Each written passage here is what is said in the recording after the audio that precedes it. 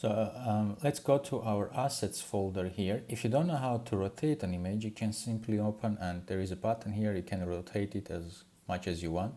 Just make sure the box is correct side up, and same with the 2x.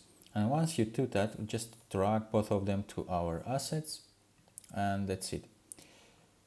And if I run my application now, this should be correct.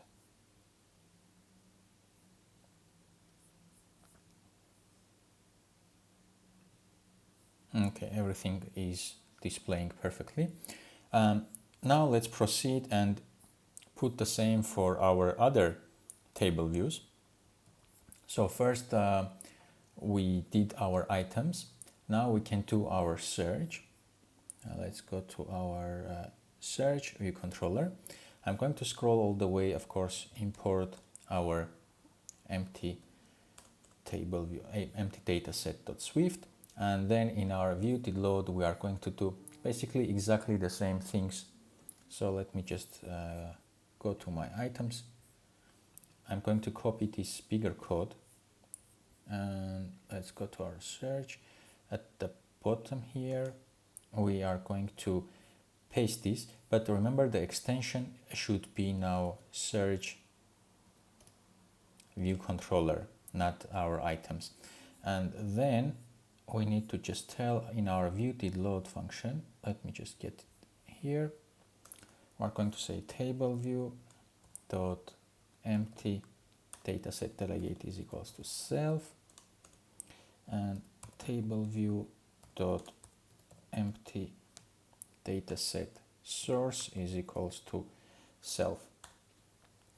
For our search, what we want to do, apart from our image description and the title, we want to integrate also a button. So if you check out my application, the ready one, when we go to search, we have 4 things here. We also have a button that can enable us start our searching. Basically it does the same thing that our search on top does.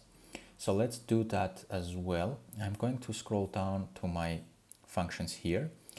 And apart from our table, title, image, and description, we are going to get a button. So for the button, we need a image and a title. So we say button image, and this is going to return a UI image. And we say return UI image named, and this is going to be search, because this is how my image is called. Let me just find it. Here it is, and looks like this is upside down as well. So let's fix that as well.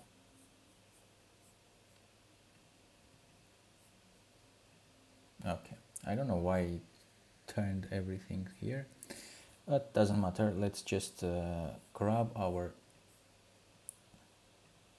delete this one and put the correct one back.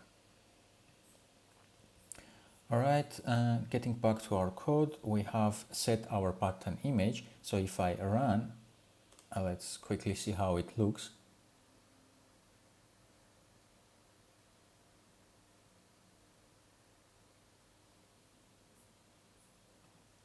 So we have our buttony thing. It's not a button right now because there is no action linked to it. So I'm going to put the title as well. So let's say button title for empty data, and this is an NS attributed string, so we say return NS attributed string with a string, and it's going to be start searching. And also we need a function like a delegate function that will be called every time our user taps this button. So we say did tap button, and here we are going to simply call our show search field, because we have a function, jump to this, which basically displays our text search area or hides it depending on if we had it or not. We just call this function here. So if I rerun my application, we should see that this is working now. Let's go to our search. We have our empty area. Click on the button and it opens our search area and we can close it. Okay, moving, then we have our purchase history, which is a table view as well. So let me just go to my items table view controller, copy this, and then we go our purchase history, and at the bottom here we are going to put an extension and call this extension to our purchase history table view controller. Now let's go on top, import our empty data set, and then we just tell our table view dot empty dataset delegate is self, table view dot empty dataset source is also self. And let's run it again.